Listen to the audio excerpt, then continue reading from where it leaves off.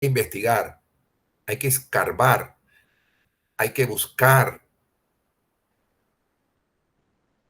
Y así pues, primero tenemos claridad del caso. Hay que buscar las fuentes formales del caso, buscar la doctrina, qué habla la doctrina de ese problema, qué habla la jurisprudencia, qué hablan los tratados internacionales de ese problema. Es un reto la construcción de una decisión para resolver un problema. Así que nada hacemos con evadir la responsabilidad de investigar y contestar al profesor Vizcaíno en el día a día, porque el profesor Vizcaíno no va a construir una historia tuya. Si el profesor Vizcaíno construye una historia tuya, el impulso en el último mes, pero no un impulso para aquel que tiene uno y uno, porque no te lo va a poder dar. Entonces, ojo con eso. Vamos a, ¿por dónde quedamos? ¿Por dónde quedamos?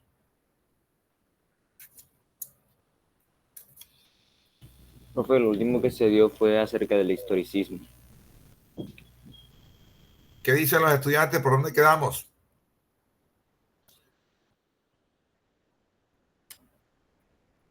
La conductivista la vimos, conductista, relacionista.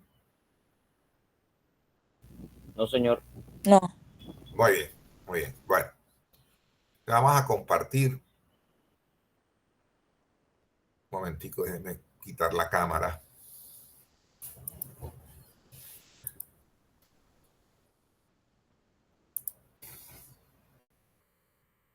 Sí, señor. Bueno, entonces vamos a pasar todo esto que lo vimos, grosso modo, todo esto, ahorita en un receso vamos a preguntarlo. Por aquí creo, pero terminamos el historicismo y la teoría de la determinación económica del derecho de Carlos Marx. Sí. Sí. Esto de la teoría de la determinación económica del derecho, sí lo vimos. Si el modo de producción es esclavista, el derecho será esclavista. Si el modo de producción es feudalista, el derecho será feudalista. ¿Lo vimos o no lo vimos? Por favor. Sí, Sí. señor. Bueno, muy bien. Entonces quedamos aquí. ¿Esta concepción normativista la alcanzamos a ver o no? No, por ahí quedamos. Bueno, por ahí quedamos. Ahorita hacemos el receso y preguntamos todo lo visto y todas las tareas que tenemos. Bueno, para construir un concepto del derecho que estamos en la primera fase. Acuérdense, no se les olvide que estamos en el primer parcial. La primera fase, construir un concepto del derecho. Pero para construir un adecuado concepto del derecho,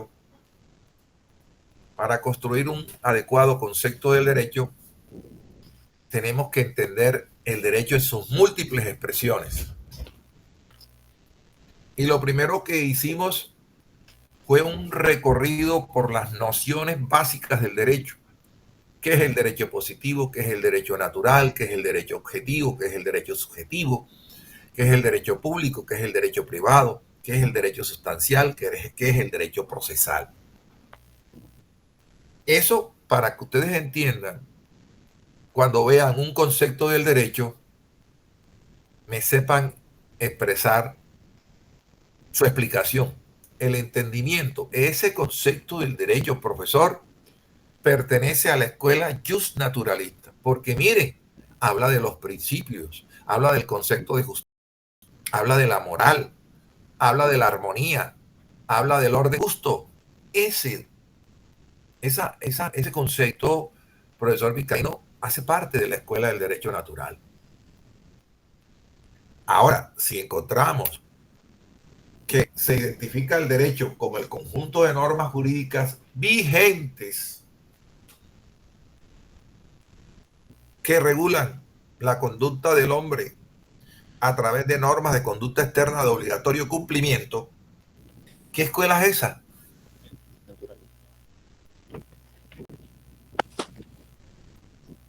A ver. No era el derecho positivo. Con seguridad. Esa es una definición de la escuela justpositiva. La escuela positiva es la que dice que el derecho es un producto racional del hombre y que el Estado lo monopoliza. El Estado es el que se vale del derecho positivo para organizarse, para mandar, para ejercer el poder. Acuérdense que les dije que el derecho legitima el poder. El derecho legitima el poder. El derecho legitima al Estado.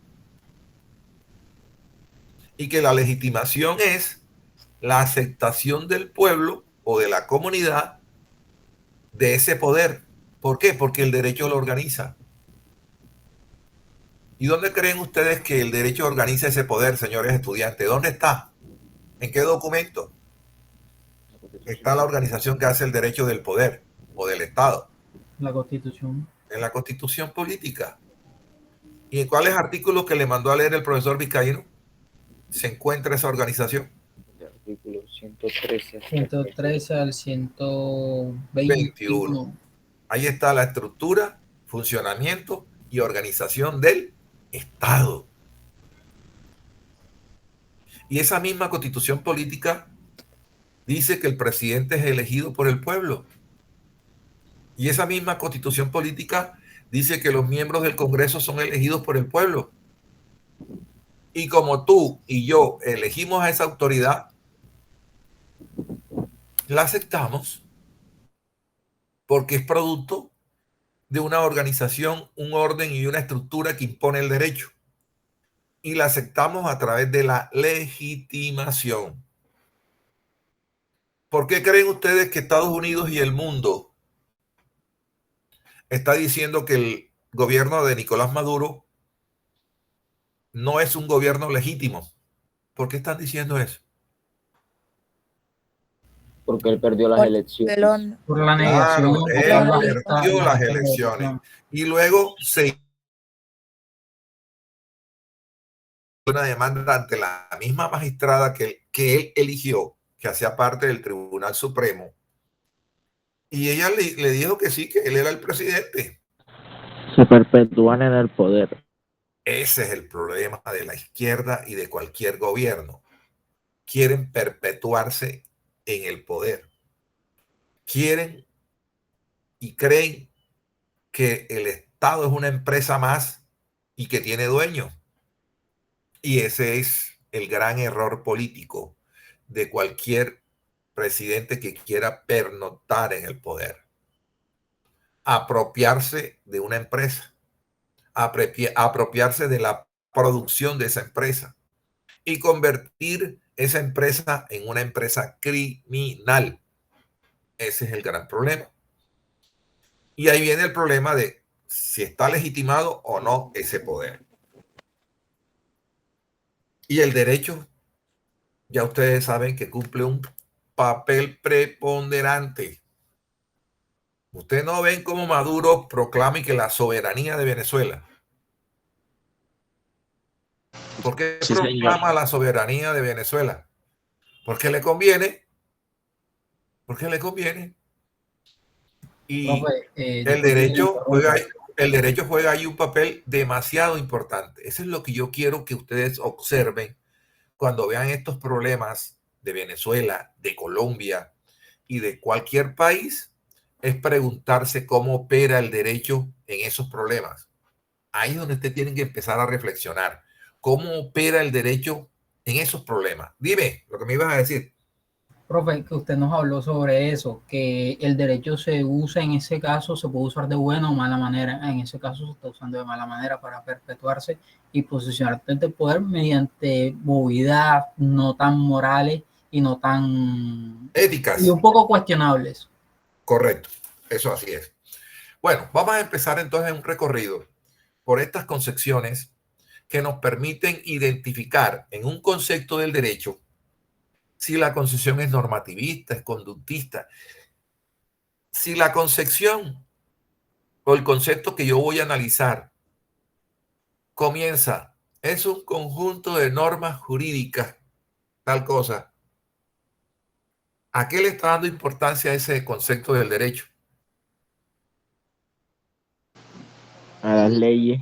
No, mira, el derecho es un conjunto de normas jurídicas.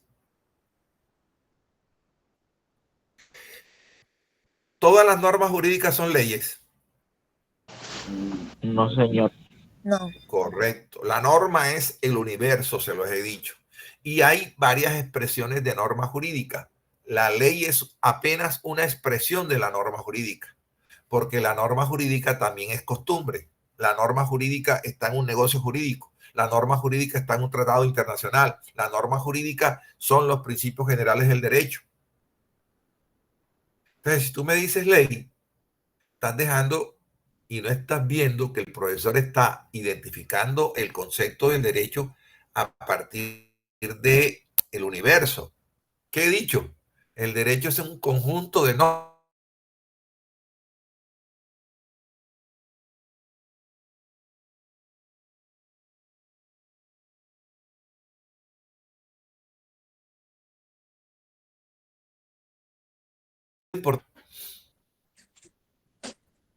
No saben o no quieren responder. Estoy diciendo, el derecho es un conjunto de normas jurídicas. ¿Cuál es lo importante ahí? La idea obligatoria, ¿no? Yo no he hablado de obligatoria en ese No, concepto. la norma. Lo importante de esa frase es la norma jurídica. Claro, yo estoy diciendo, por favor, concéntrense. Por eso es que ustedes pierden el examen, porque no se concentran en la pregunta. Acuérdense que yo les enseñé el primer día de clase o el segundo día de clase de cómo vamos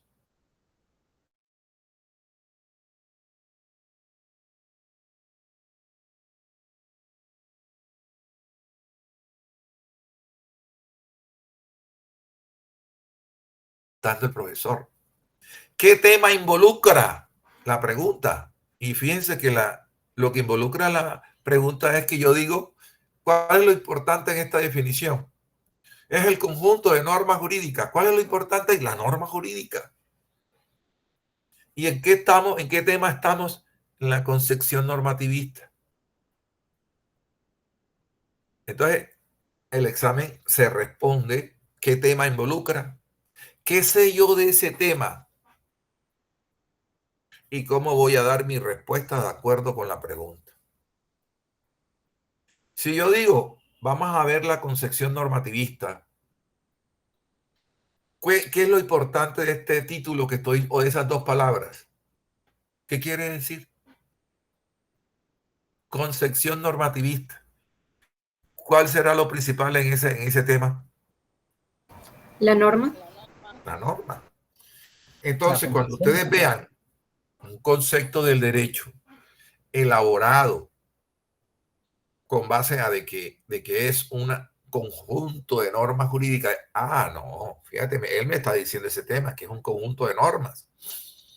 Luego, entonces, estamos frente a una concepción normativista. En la concepción normativista, lo que resalta el núcleo esencial del derecho es la norma jurídica. Y es claro lo que dice esta teoría. La conducta y la relación serán jurídicas si así lo dice una norma jurídica. Esto fue lo que nos enseñó Hans Kelsen. Si la norma jurídica habla de un hecho, ese hecho es jurídico. Si la norma jurídica habla de una relación, esa relación es jurídica. Entonces, la relación o la conducta serán jurídicas si así lo dice una norma jurídica. Si no lo dice, si no está contemplado en ninguna norma jurídica, la relación y la conducta no serán jurídicas. ¿Será que ustedes podrán encontrar una norma jurídica que hable del silbido del pájaro?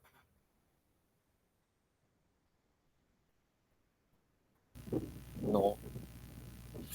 ¿Será que ustedes encontrarán una norma jurídica que hable del saludo? No.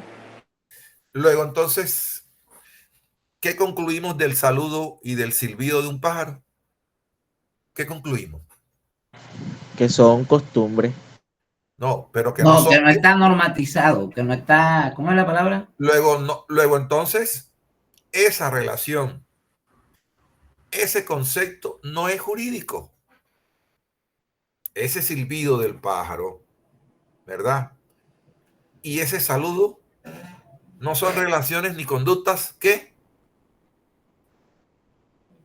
Jurídicas. jurídicas, exactamente. Entonces, lo que esté contemplado en la norma serán relaciones y conductas jurídicas. Les pregunto, ¿la compra-venta está en alguna norma jurídica? Claro claro. que sí. Sí. ¿Dónde está? ¿En qué código? Civil. Código Claro. civil. Entonces, esa relación que se da entre comprador y vendedor, ¿qué es? ¿Es una relación qué? Contractual. Sí, pero Jurídicas.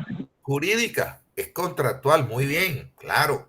Es una relación contractual jurídica. O sea, profe, de allí parte, disculpe, de allí parte el concepto romano de que si no hay ley, no hay delito. Se puede decir. Pues, o sea, cuando yo les explique el delito, les voy a decir o les voy a explicar que el delito es una conducta típica, antijurídica y culpable. Entonces, será típica si así lo dice una ley, que esté descrita en la ley como delito, ¿verdad? O sea, tiene que ver con la concepción normativista. El delito tiene que estar estipulado en una norma jurídica. Si no, no hay delito o no es delito. La conducta será atípica. ¿Por qué? Porque no está descrita en el legislador o en la ley como delito. Todo delito debe estar descrito en una ley. Si no, no te pueden condenar. ¿Entendido? Sí, señor. Entonces, allá cuando expliquemos el delito, vamos a entender que el delito es una conducta típica. Si el legislador la contempla, es delito. Si no la contempla, no es delito. El delito es una conducta antijurídica que amenaza o viola un bien jurídicamente tutelado. El delito de homicidio, que tanto se basa el profesor Vizcaíno, ¿qué amenaza o qué bien vulnera? Prisión. ¿Qué bien amenaza o vulnera? ¿Qué bien? Derecho a la El vida. derecho a la vida. La vida. La vida. Entonces, es una conducta, el homicidio es una conducta jurídica porque amenaza o viola un bien jurídicamente tutelado. Y el delito además es tiene que ser culpable. Ya eso lo vamos a ver a título de culpa, dolo o preterintención. No es lo mismo que alguien cometa un homicidio, mate a una persona con 2 balazos. ¿Será lo mismo el que va a la casa de una persona y la mata?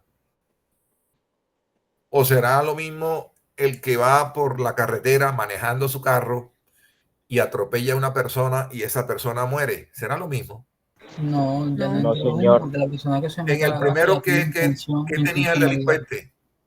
La intención de matar. Claro, el querer, el dolo, el dolo. En cambio, en el segundo caso que hay, Un accidente. ¿y por qué son los accidentes? Por las La imprudencias, ¿no? exceso de velocidad. Eso, imprudencia, falta de cuidado. No hay un querer, yo no quería matarlo, pero resulta que no tuve el cuidado. No llevé el carro al taller de porque tenía una falla en el freno y no lo corregí. Sería Esa entonces un falta de delito previsión. culposo. ¿Cómo? Culposo, así es, un homicidio culposo. El primero es un homicidio doloso. Quiere la realización del hecho y lo consigue. El segundo es un homicidio culposo, falta de cuidado, falta de previsión. Entonces, todas esas cosas las vamos a ver más adelante.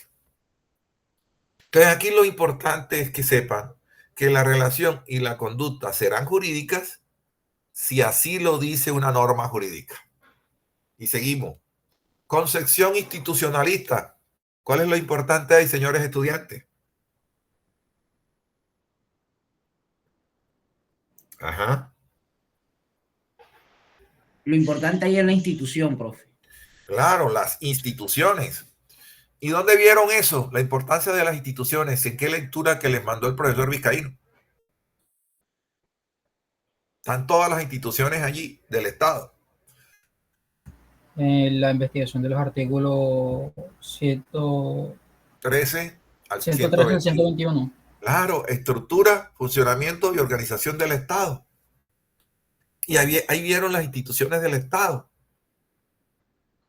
Ahí vieron las tres ramas del poder público: legislativo, ejecutivo y judicial. Y el legislativo crea las leyes. Ejemplo, a nivel nacional, ¿quién es? El organismo legislativo a nivel nacional, ¿cuál es? Congreso. A nivel departamental. Asamblea. Correcto. Y a nivel municipal o distrital. Consejo Municipal de... Los consejos. Entonces, ellos no le vayan a echar las culpas a los jueces, que los jueces no hacen leyes. Los jueces administran justicia, señores. ¿Y cómo administran justicia? Aplicando e interpretando la ley. ¿Entendido? Claro. Y el Ejecutivo gobierna, cumple una función administrativa, administra el billete, construye carreteras, hospitales, universidades públicas. Y entonces cuando yo les pregunte cómo trabajan esas ramas del poder público, ¿cómo trabajan? Armónicamente. Pero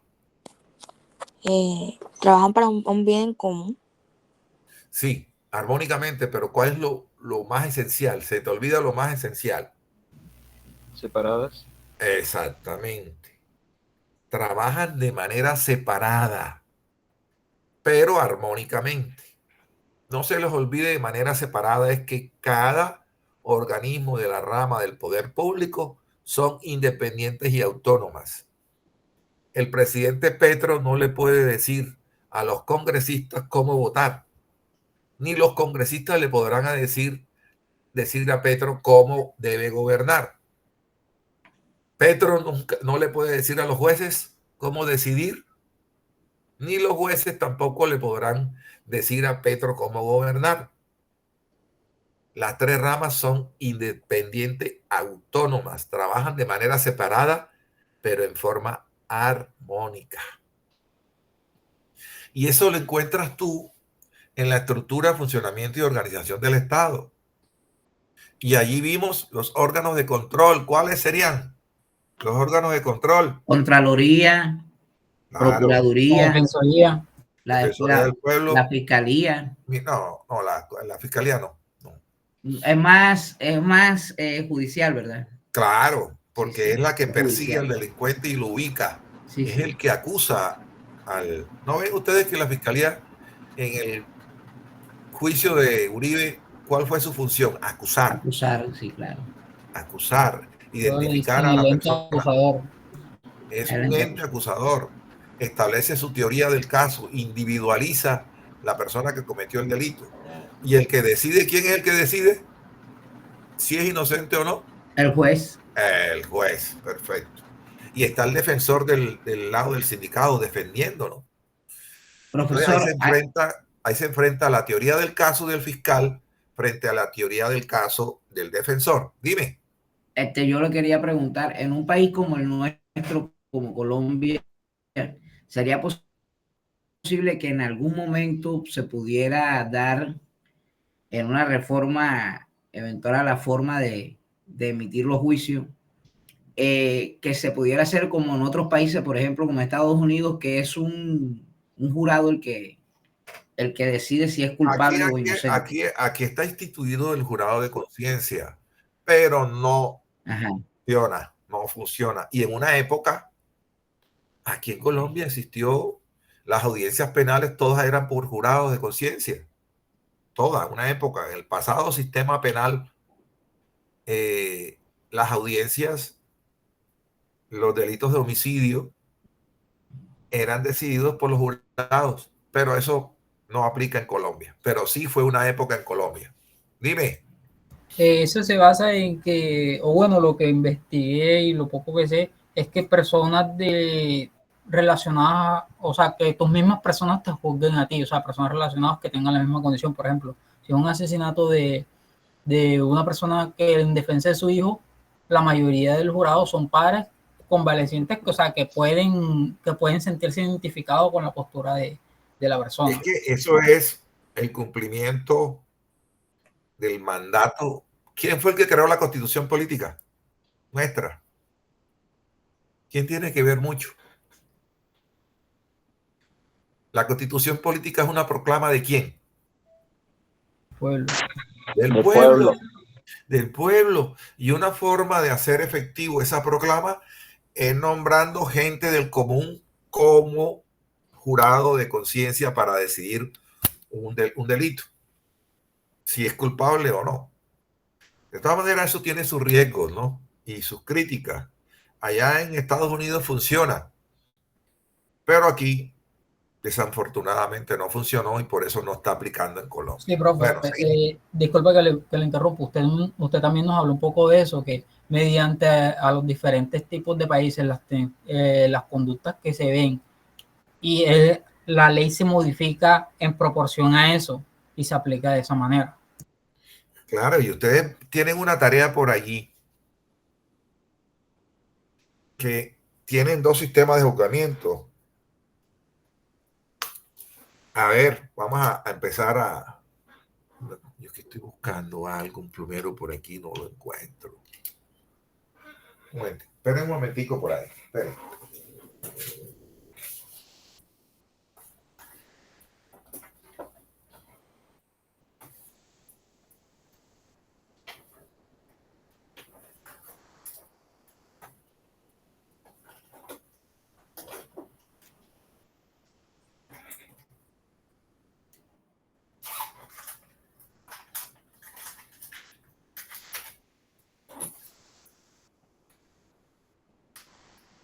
Las preguntas que ustedes me han hecho valen para observar y decirles que el derecho es un producto cultural. Cuando yo les digo que el derecho es un producto cultural, ¿qué quiere decir? Que es un producto de quién. Va con la cultura. Luego, ¿y la cultura de dónde proviene? De la sociedad. Exactamente. Entonces, tenemos que decir que el derecho es un producto del pueblo, del hombre, de la cultura del hombre. Pregunto, ¿la cultura de los Estados Unidos es la misma de Colombia? No, nunca. No. Nunca. Entonces son procesos culturales totalmente diferentes. De hecho, la gente, disculpe, sí, profe, de hecho, sí, la gente de allá en Estados Unidos es como más respetuosa con la ley, con la autoridad.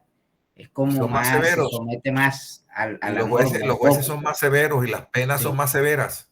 Sí, sí. ¿Hay pena de muerte en algunos estados o no? Sí, señor, en algunos estados hay pena de muerte. ¿Hay cadena perpetua? Sí, señor. ¿Y en Colombia? Incluso hay casos donde imponen más de una cadena perpetua a los condenados. ¿Y en Colombia? No, en Colombia no existe. No. ¿Y en Colombia? No.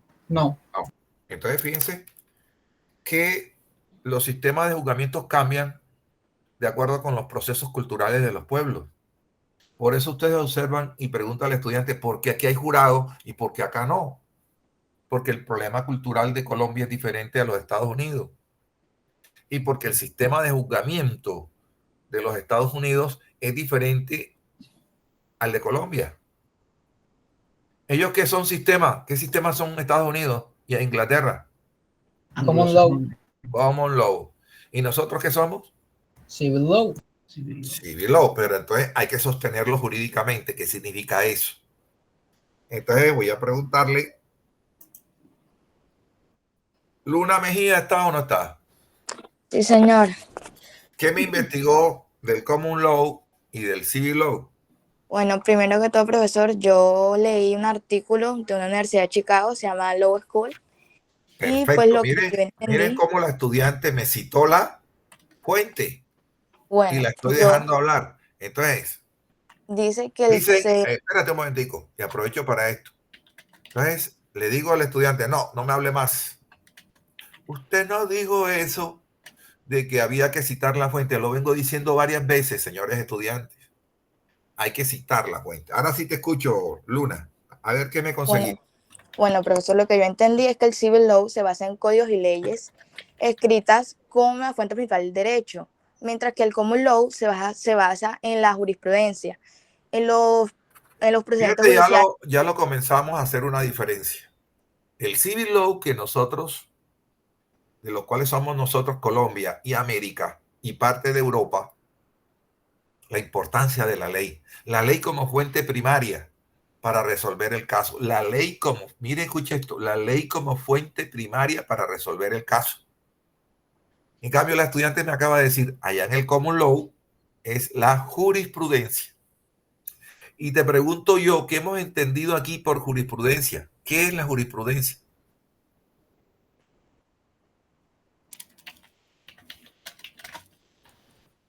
A ver, señores estudiantes, Jurisprudencia, ¿quién la bueno, produce? ¿Quién la eh, produce primero? los jueces, ¿no? Claro, los jueces. Y más exactamente las altas. Cortes. Las altas cortes son lo que genera la jurisprudencia. Entonces, la primera diferencia entre el common law y el civil law. El civil law, nosotros, la fuente primaria es la ley para resolver los casos y para decidirlos por parte de los jueces. Para el common law, la fuente primaria y esencial para resolver los casos es la jurisprudencia, es decir, cómo han fallado los jueces, casos similares al que yo tengo. Entonces, Pero entonces te pregunto, en el civil law, para resolver un caso, tú como abogada, ¿qué buscarías? Si la fuente primaria es la ley, ¿qué buscarías para resolver tu caso? depende, tipo, No, civil law. Fuente sería primaria, la ley. las leyes. Claro, buscarías la ley. Y en el common law, ¿qué buscarías para resolver tu caso? Bueno, yo he investigado que pues se basa en, bueno, en la costumbre, No, mamita, estamos hablando de la jurisprudencia. No te me salgas de ahí. ¿De qué tema estamos hablando? de lo, bueno, cómo lo se basa en los jueces, ¿no? Claro. Entonces tú como abogada, para resolver un caso, ¿qué buscarías en el common law? Los precedentes, perdón que interrumpa, los precedentes judiciales. Claro, los precedentes de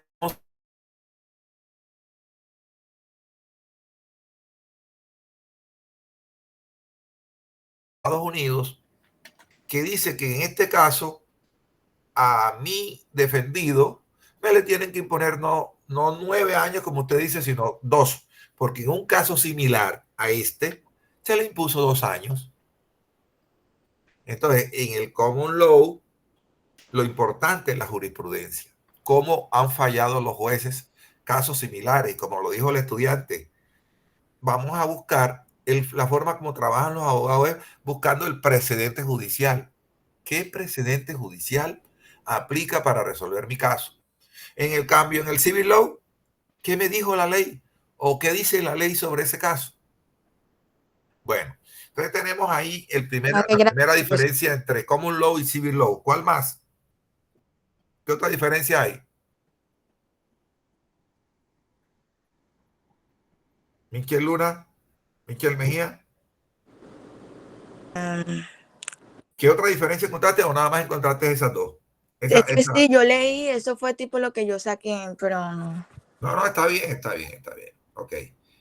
¿Quién más encontró diferencias entre Common Law y Civil Law? Yo, profe Daniela Llanos. ¿Quién es yo?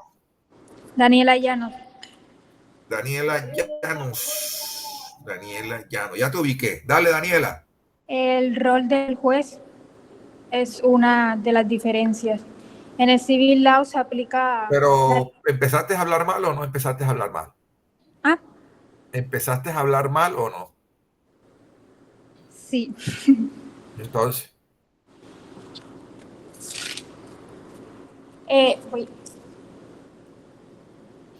Según el jurista español Luis Díaz Picasso, Luis Díaz Picasso, ese man es civilista, es un civilista español. sí. Ajá. Dime. Una de las principales diferencias es el rol del juez, que en la Civil Law se aplica la ley con margen más limitado. O sea, le corresponde al juez aplicarla con un margen limitado, mientras que en la Common Law es creador de derecho. Sí, sí, esos son los grandes filósofos como Manuel Atienza, que lo dice. No sé si eso lo dice Manuel Atienza o no. Pero efectivamente, el rol del juez en el Common Law y en el Civil Law es diferente. Entonces, lo importante es que ustedes sepan, mis queridos estudiantes, es que existe un sistema del Common Law y existe un sistema del Civil Law, y que Colombia hace parte del Civil Law. En el Common Law se utiliza la oralidad o la escrituralidad. En el Common Law, ¿qué es lo que predomina? ¿Oralidad o escrituralidad? Oralidad. Oralidad. La oralidad. En el Common Law, ¿qué predomina? ¿La ley o los principios? Los principios. Los principios. La ley. Los principios, no, allá predominan los principios. En el Common Law predomina la ley o el precedente judicial. Precedente. Judicial. El precedente judicial. En cambio, en el Civil Law, ¿qué predomina? ¿La escrituralidad o la oralidad? La escrituralidad. Bien. Pero quiero decirle que las cosas cambiaron. En Sí, Colombia ya las cosas cambiaron. ¿Por qué? Porque a nuestro sistema Civil Law penetró el Common Law.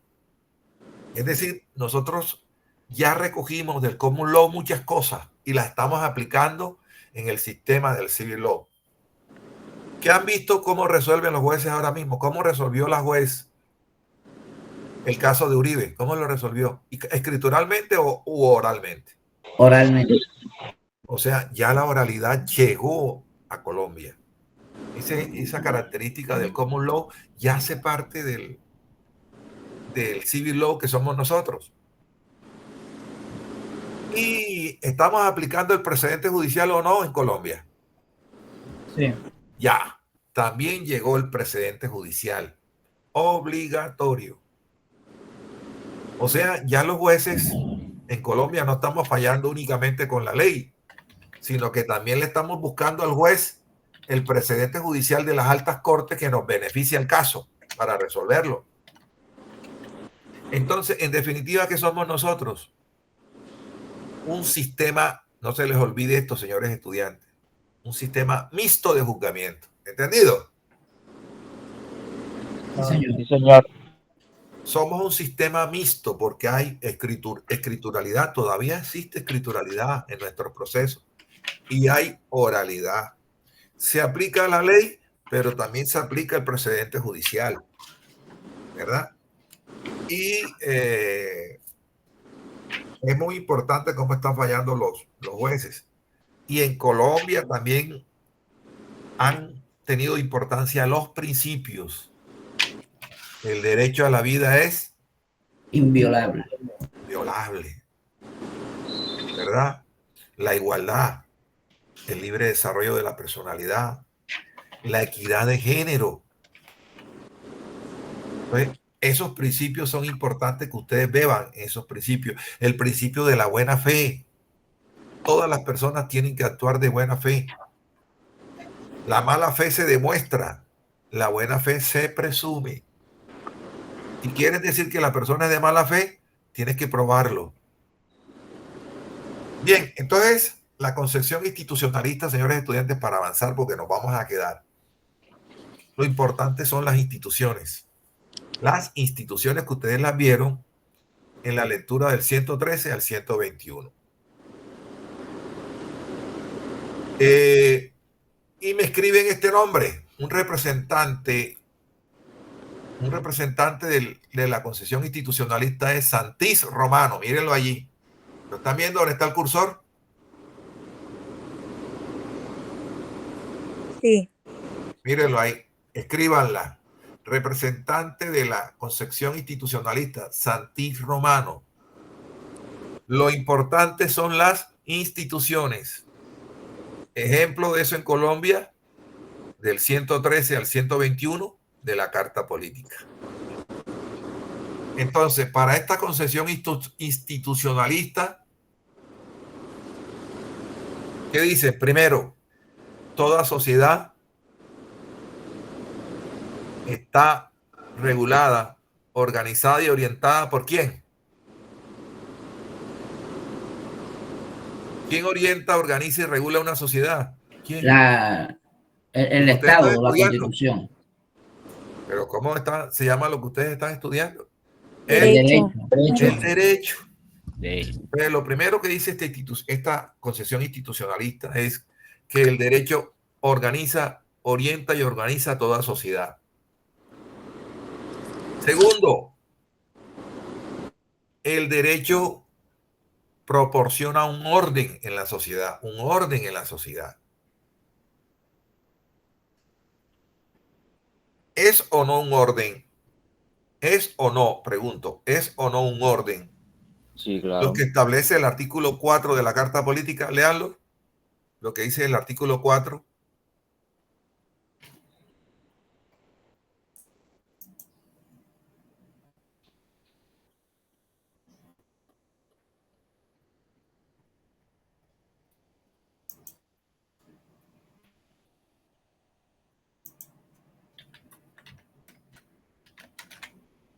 ¿Hay o no un orden en el artículo 4 de la Carta Política?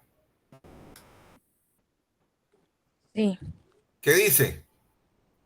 La Constitución es norma de normas. Listo. En todo caso, Ajá. de incompatibilidad entre las constituciones, la ley u otra norma jurídica. Se aplicará a las disposiciones constitucionales. Es deber En caso de incompatibilidad de la Constitución con otras leyes, ¿aplica qué? ¿Qué aplica? Las disposiciones constitucionales. Entonces, ¿qué orden establece ahí el derecho? ¿Un orden qué? ¿Qué orden? ¿De qué habla? Un orden normativo, jerárquico, ¿no? Porque, o sea, la Constitución sobre un orden jerárquico. Y la conclusión es que la Constitución política no se puede violar. ¿Correcto? Sí, señor. Entonces, ahí hay un orden. ¿Quién lo crea? El derecho. Un orden normativo. Un orden jerárquico, como lo dijo el estudiante. Allá arriba, en el pináculo de la pirámide, está la Constitución política. Están los tratados internacionales en materia de derechos humanos. Y además, el tercer punto es que el derecho establece una organización. Y el mejor ejemplo sigue siendo el 113 al 121. ¿Quién es el responsable de la organización, de la estructura, funcionamiento y organización del Estado, señores estudiantes? El derecho. El derecho. El derecho. Por eso es que el famoso Maduro, cada vez que habla, ¿qué tiene en la mano? Una cosita azulita, pequeñita, ¿cómo se llama? La Constitución Política Bolivariana. Exactamente. ¿Y para qué lo hace en su discurso? Para decir que está hablando en nombre del derecho. Ese es su mensaje. Y es proclamación de la... ¿Ah? sea, proclama la, ay, me va ahora la palabra, pero es la soberanía del pueblo bolivariano. Pero Se escuda en eso. ¿quién establece esa soberanía del pueblo venezolano o de Venezuela? ¿Quién la El establece? derecho en ¿Quién la la constitución reglamenta? política. El derecho a través de El la derecho. constitución política, exacto. Profe, Dime. en cuanto a la institucionalidad, usted en su libro, en la página 77, Ajá. cita a McCormick. McCormick. Sí, Ajá. usted lo cita y me parece interesante esa cita. Si me Dila, permite, léela. la leo. Claro. La característica esencial que hace que un ordenamiento sea institucional hace relación con el tipo de agencias que crean, ejecutan y adjudican, sobre la base de que pertenecen al ordenamiento y se identifican o reconocen como válidas en dicho orden. Tal es el caso de instituciones públicas como los tribunales, los parlamentos y los gobiernos, las cuales son típicamente instituciones desde esa perspectiva, constituyéndose en agencias organizadas que existen en virtud y en función de las mismas normas y reglas de conducta que las definen, lo que otorga a los sistemas institucionales un carácter autorreferencial, pues quienes operan en su seno tienen autoridad para hacerlo sobre la base de la misma regla que hacen el tipo de agencias que son. Fíjate. Se conecta entonces con la idea de que el derecho es institucional en el sentido de que es administrado a través de instituciones. Perfecto, cita perfecta. Y todos ustedes lo tienen en el libro del profesor Vizcaíno. Todo está allí, profundizado, investigado, ¿verdad? El que no lo quiera leer es porque no le da la gana, como decía Diomedes. No lo hago porque no me da la gana. Y así decía Diomedes Díaz. Entonces, los libros están allí. Lo que hay es que investigarlos. Pues de hecho me estoy dando cuenta, profesor, Ajá. que cómo es que ya no, o sea, lo que iba a anotar está prácticamente en el libro, o sea, a medida que vamos avanzando todo está aquí, entonces yo digo, bueno, ¿para qué anotar? Mejor voy resaltando lo que está en el libro. Claro, ya se dieron Está todo cuenta aquí que todo escrito. está en el libro. Sí, todo está en el libro. Y no con eso quiero decirle, y no quiero decirle que compren el libro, no. Pero yo sí se lo recomiendo. Claro, eso sí. Y el profesor Vizcaíno no está haciendo negocio con el libro.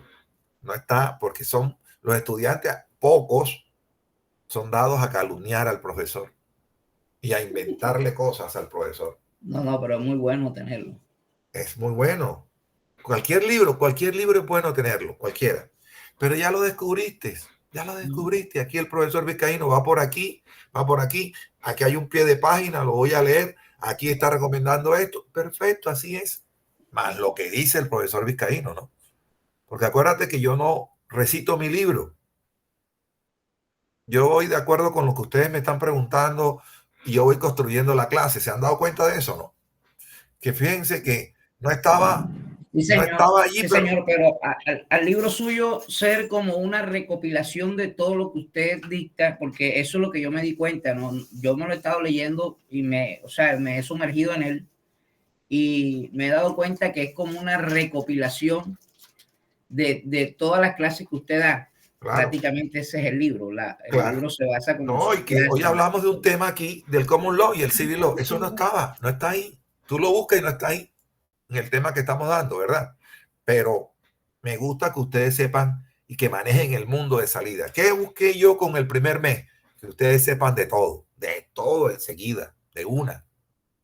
Yo no me he ceñido al problema, no, que ahora vamos a ver el concepto del derecho, vamos a leer el concepto de del otro. No. Yo les enseño a mis estudiantes a manejar el mundo de una, porque ustedes están preparados para eso. Entonces, fíjense, la concepción institucionalista, el mejor ejemplo es el 113 al 121 de la Carta Política. Y seguimos. Concepción relacionista. ¿Qué es lo importante ahí, señores estudiantes? La relación. La relación. Y fíjense que el problema del derecho es regular esas relaciones. ¿A través de qué clase de normas jurídicas, señores estudiantes? ¿A través de qué clases de normas jurídicas regula el derecho de las relaciones? Ya se lo he dicho en varias oportunidades en el tablero. ¿Qué clases de normas jurídicas? Normas jurídicas De conducta de externa de conducta obligatorio cumplimiento. externa de obligatorio cumplimiento. ¿Qué significa eso? Que al derecho no le interesa lo que tú estás pensando ahora mismo sobre mí. Al derecho le interesa la conducta externa. Y la norma jurídica precisamente habla de contenido de normas de conducta externa. Entonces, ¿qué es lo importante para esta concepción relacionista? La relación. Pero la relación en interferencia, porque si tu relación, ¿qué interferencia podría haber, señores estudiantes, entre ustedes y yo para que el derecho se ocupe de esa relación? Escuchar clases, intervenir, ahí es necesario que intervenga el derecho.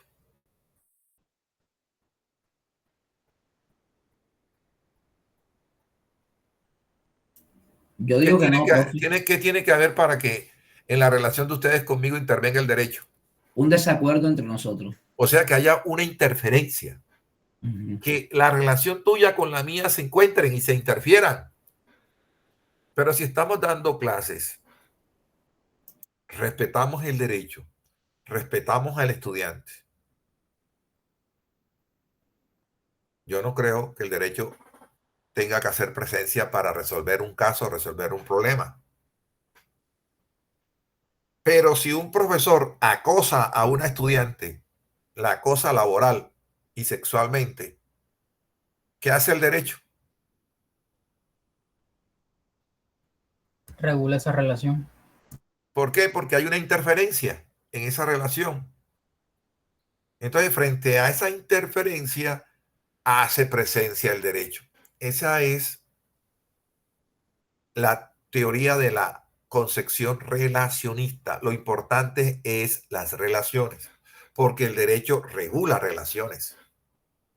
Pero Kant, que hace parte de esta teoría, presenta al derecho de manera diferente. ¿De qué manera lo presenta Kant? De que el derecho crea las condiciones para que tú seas libre, para que ejercites la libertad bajo una ley universal de libertad. Y yo sí creo que el derecho nos permite la coexistencia. ¿Qué sería de la movilidad del tránsito? El ejemplo que les pongo yo siempre a ustedes, ¿cuál es de lo que hace el derecho? Semáforo. El semáforo. ¿Qué sería de la libre movilidad de los vehículos sin el semáforo? Un caos. Caos, anarquía. Entonces, perfectamente es lo que dice Kant. El derecho crea unas condiciones. ¿Y esas condiciones dónde están? ¿Cómo las crea el derecho?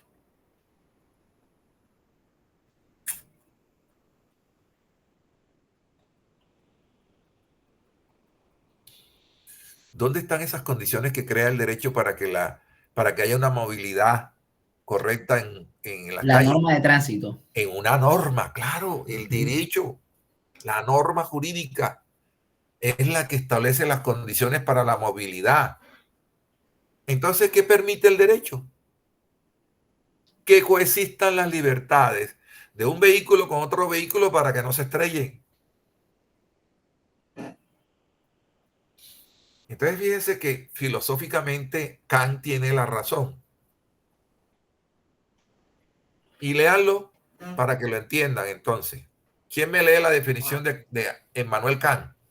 Conjunto de condiciones bajo las cuales el arbitrio de uno puede coexistir con el arbitrio de otro según una ley universal de libertad. Está viendo cómo Kant establece que el derecho establece las condiciones para que tú ejerzas tu libertad. Pero ¿bajo qué? Bajo el amparo de una norma que crea esas condiciones de coexistencia de libertades. Por eso es que tú ves en la Universidad del Atlántico, a pesar de mucho desorden que hay allá, ves la coexistencia de ustedes con otros estudiantes. Pero te digo, ¿esa coexistencia es en desorden o hay un orden de la universidad? Lógicamente hay un orden, o Claro, sea, hay un orden. ¿Y quién establece ese orden en la universidad? la El misma reglamento, universidad, Sí, pero ¿quién? el el reglamento rector, estudiantil, ¿Y el reglamento qué es? una ley, una norma. Normas ¿Y las normas qué son? Con, de No voy a poder, no voy a obligatorias lograr que digan la palabra. ¿Qué es lo que están estudiando ustedes? derecho. Derecho, carajo. Duré Normas media vigentes hora para que de dijeran la palabra obligatorio derecho. cumplimiento. Joda. Profesor, Ajá, dígame. normas vigentes de obligatorio cumplimiento. Sí, pero ese es el derecho, el derecho. Lo que yo quiero que sepan ustedes qué es el derecho. ¿De qué estamos hablando? Del derecho. Mira, aquí que digo, mira lo que dice en la diapositiva. Kant definió el derecho como conjunto de condiciones bajo las cuales el arbitrio de uno puede coexistir con el arbitrio de otro según una ley universal de libertad. ¿A qué se está refiriendo Kant? Al derecho. Entonces, esas expresiones filosóficas hay que entenderlas. El derecho crea las condiciones para el ejercicio de una libertad, pero no es cualquier ley. ¿Cómo debe ser esa ley universal? Perdón, ya me la embarré. ¿Cómo debe ser esa ley de libertad para poderla aplicar? ¿Cómo? ¿Qué característica le da Kant a esa ley de libertad? ¿Cómo debe ser?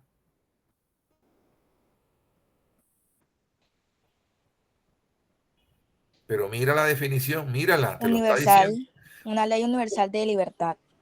Universal. Y se está hablando de universal, ¿a qué derecho se refiere? ¿Al positivo o al naturalista? Al naturalista. Claro, esta es una concepción naturalista, porque está hablando de la ley universal. Y la ley universal que dice, hey, decía Kant, no le hagas a otro, Lo que no quieres que te hagan a ti, actúa como con los demás. como quieres que actúen contigo. ¿Y eso qué es? Eso es, de hecho, eso es cristianismo puro. Por eso, pero fuera del cristianismo, ¿qué es? Es universal, es Es natural. una Perdón, es conducta una palabra universal. difícil. Reciprocidad. Por eso, Es natural. la universalidad, ya les dije a ustedes, hace parte de un orden cosmológico. Uh-huh. Y entonces era de lo que hablaba Kant, del imperativo categórico. Y me van a averiguar qué es el imperativo categórico de Kant. ¿Qué es el imperativo categórico? Aquí lo estoy poniendo, tarea categórico de Kant. Ok. ¿Entendieron entonces este concepto que me gusta tanto de Kant?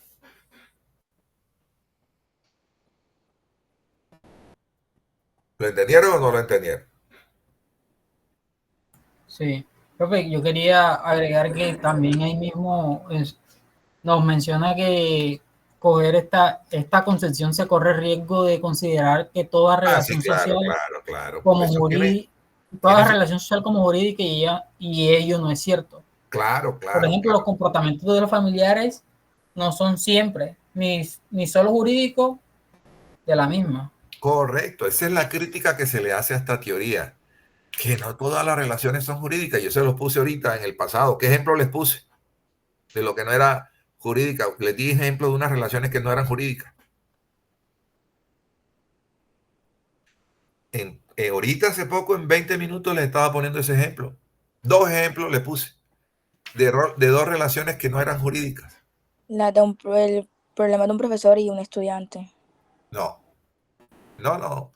Sí, correcto. En relaciones cuando las relaciones con el profesor y el estudiante se llevan normalmente, ahí no hay una relación jurídica.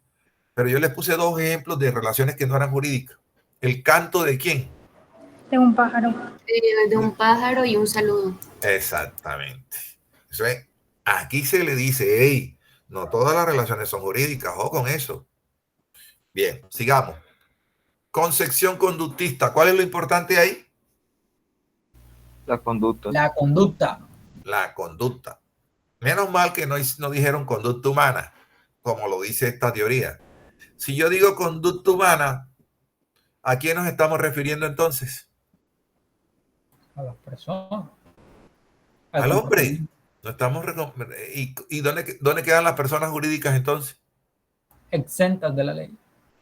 ¿Y dónde quedarían los comportamientos de los animales que a veces inciden en el derecho? Exentos. El dueño de un perro que hace daño al perro, y entonces ¿cómo quedaría ese comportamiento animal por fuera del análisis de esta teoría? Entonces, para esta teoría, y pongan el nombre, quién es el representante, Carlos Cosio. Ojo que todas estas son preguntas de exámenes. ¿Qué escuela o qué concepción representa Carlos Cosio? Respuesta: concepción conductista. Pregunta: ¿a qué concepción del derecho pertenece Kant? Respuesta: Positivista. no, la acabas de ver. Naturalista. Relacionista. Concepción relacionista. Relacionista, sí. Claro. Mira que la acabamos, míralo aquí, míralo ahí. Míralo. ¿Quién está ahí en esa concepción relacionista? Kant. La conducta humana, la interferencia. No, yo no estoy hablando de conducta humana, en la concepción relacionista. Estoy aquí en la concepción relacionista. La relación. Okay. ¿Quién está allí? Kant. Kant. En la concepción institucionalista, ¿quién está? Santis. Cosio. Santis Romano. No. Y en la concepción normativista, ¿quién podríamos situar? ¿Quién sería un jus positivista de línea dura? Lo menciono casi todos los días. Kelsen. Kelsen. Claro, Hans Kelsen. Herbert Hart también es normativista. Concepción institucionalista Santis Romano. Concepción relacionista Kant, Emmanuel Kant. Concepción conductista Carlos Cosio. Entonces, ¿qué dice esta concepción? Esta concepción dice: lo importante para el derecho es la conducta. Ni es la norma, ni son las relaciones, ni son las instituciones. Es la conducta. Luego, el derecho es conducta normativizada. ¿Qué es lo que normativiza la norma? Valga la redundancia. La conducta. La conducta. El que matare a otra persona tendrá una sanción de 60 años. ¿A qué conducta se refiere?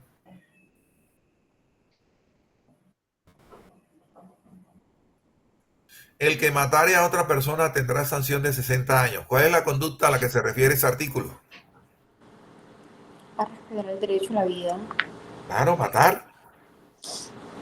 Matar a otra persona. Esa es la conducta regulada. Entonces, para la concepción conductista, lo importante es la conducta. Y seguimos. Concepción estructuralista. Miren, señores estudiantes. Les he dicho que el último día de clase me van a presentar un trabajo de la estructura legislativa en Colombia. ¿Cuál es la ley superior y cuál es la ley inferior? ¿Y cuáles son los organismos que la producen? ¿Y qué clases de leyes hay en Colombia? Ustedes hablan y han escuchado que la Constitución política es norma de normas. que la Constitución política es la ley superior, es la máxima ley. Si yo te pregunto por qué la Constitución es ley, ¿qué me contestaría? Es la madre de las normas, de ella parten las demás. Sí, pero ¿qué les he enseñado yo de qué es la ley? ¿Por qué no te vas por lo que yo te he enseñado? ¿Qué es la ley? Es el producto Del derecho. de una autoridad Superior. legislativa. No les he dicho a ustedes que lo que caracteriza, Sí, señor. ojo, no les he dicho a ustedes que lo que caracteriza la ley es que la ley es producto de una autoridad legislativa. ¿Se les he dicho o no? Señor. Sí, Ah, señor, sí lo ha dicho. claro, claro que lo he dicho. Entonces, la Constitución política es ley y enseguida yo, si el profesor me está preguntando por qué la Constitución política es ley, tengo que resolver el problema de qué es ley, ¿verdad? Y el profesor Vizcaíno me enseñó de que la ley es producto de una autoridad legislativa. ¿De qué autoridad legislativa fue producto la Constitución política de 1991? ¿De qué autoridad? De la Asamblea Constitucional. Eso es la autoridad legislativa, una asamblea constituyente que fue creada por el propio pueblo. El Y movimiento esa de la asamblea 70. constituyente votó la Constitución política de 1991.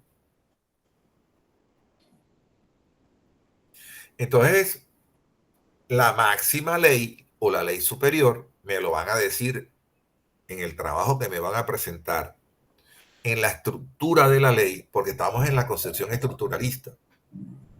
Me van a presentar cuál es la ley superior, me van a hablar de la Constitución política, de los tratados internacionales en materia de derechos humanos. A nivel de Colombia me van a hablar que la máxima autoridad legislativa, ¿cuál es? El Congreso. Que a nivel departamental es la Asamblea y que a nivel municipal los consejos. Que los consejos producen acuerdos, que son leyes. Que las asambleas producen ordenanzas, que son leyes. Y que el Congreso produce toda clase de leyes. Entonces, ustedes van a diferenciar en la materia derecho constitucional que den en el segundo semestre. Ustedes van a escuchar que el Congreso produce leyes orgánicas, leyes especiales, leyes ordinarias, leyes estatutarias, leyes marcos, diferentes clases de leyes, decretos leyes. Entonces ustedes van a tratar de identificar todas las clases de leyes que hay y quiénes la producen. ¿Quiénes la producen? Y eso no es tema de introducción al derecho, pero sin embargo yo me meto en ese lío y les mando a que me presenten la jerarquía legislativa de Colombia. Y una semana antes de terminar este semestre me están preguntando en qué consiste la tarea. Joder, sufrimos de Alzheimer, hermano. Así como yo estoy sufriendo de Alzheimer, también todos sufrimos de Alzheimer. Y más con las famosas vacunas esas del coronavirus que no sabemos todavía los efectos que está produciendo. Pero estoy viendo mucha gente de Alzheimer, con enfermedad de Alzheimer. Cantidades de Y muchos personas. accidentes cerebrovasculares después de la... Sí. señores de la tercera edad. Todas esas son consecuencias de todo eso. Bueno, entonces la concepción estructuralista, lo importante son las estructuras. La famosa pirámide de Hans Kelsen. Entonces, establecer esa estructura y entenderla es importante para el estudiante. ¿Qué representante podríamos poner aquí en esta concepción estructuralista? Bien, perfecto. Hans Kelsen. Concepción valorativa. ¿Cuál es lo importante aquí en la concepción valorativa? Los valores. Los valores. Y entonces les puse una tarea sobre principios y reglas, diferencias. A ver, Sharon Mendoza, ¿está o no está? Sharon, háblame de la diferencia entre principios y reglas.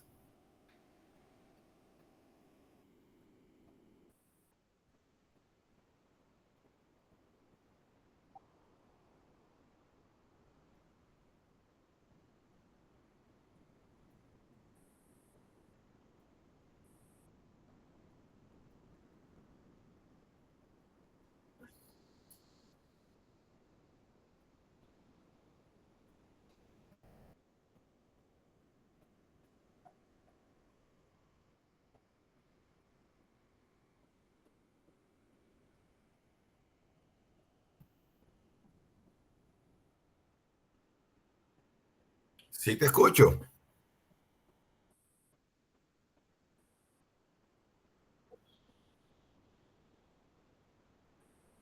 Un momentico, va bien, empezaste muy bien.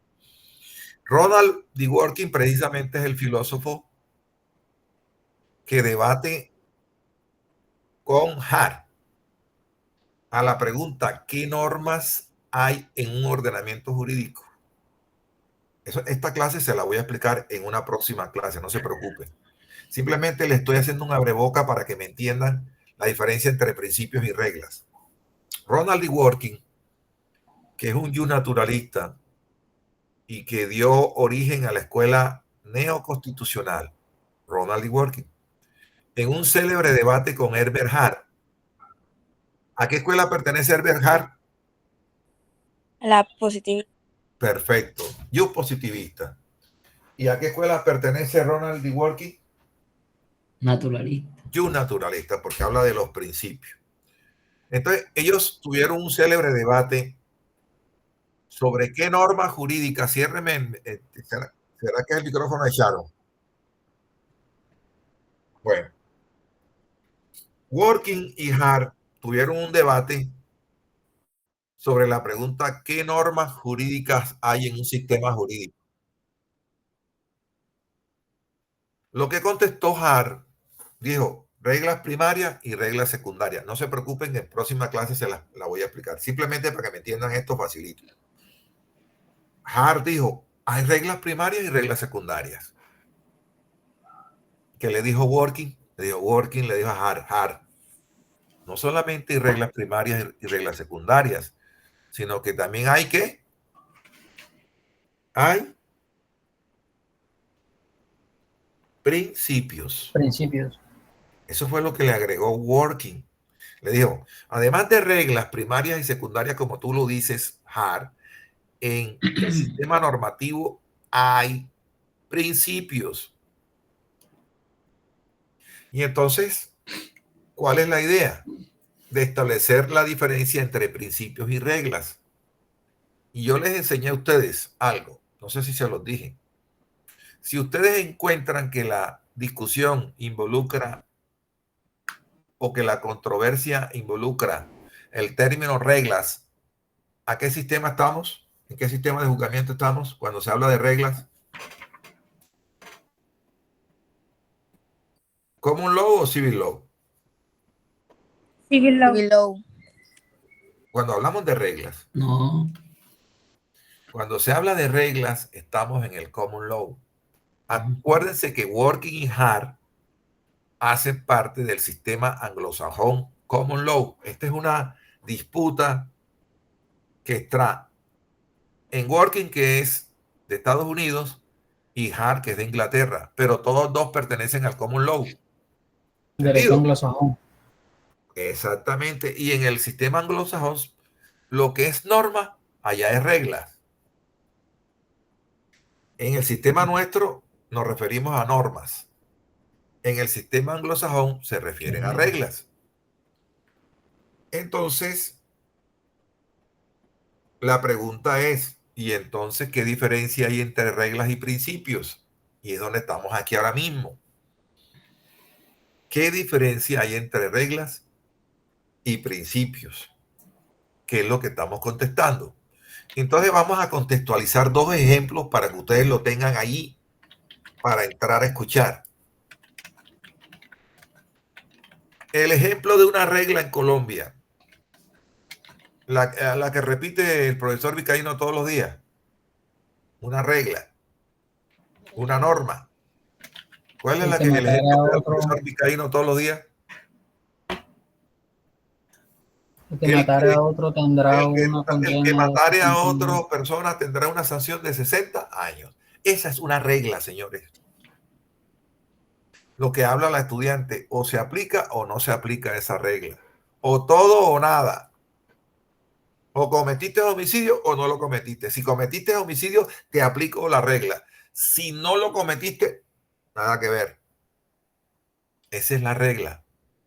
Todo o nada. Entonces, el mejor ejemplo, ahí en su razón, imagínenselo. el que matare a otra persona tendrá una sanción de 60 años. Esa es una regla. Profe, Y el una ejemplo duda. de un principio, señores estudiantes, ¿cuál es el principio que pone el profesor Vizcaíno también? Que está en la Constitución Política, en el artículo 11. El derecho a la vida. Es inviolable. ¿Ese es una regla o un principio? Un principio. Ya en la estructura de cómo se estructura el homicidio y cómo se estructura el principio, ¿logras mirar diferencias? ¿Cuál es específica y cuál es general? Específica es el principio, ¿no? ¿Cómo? Perdón, general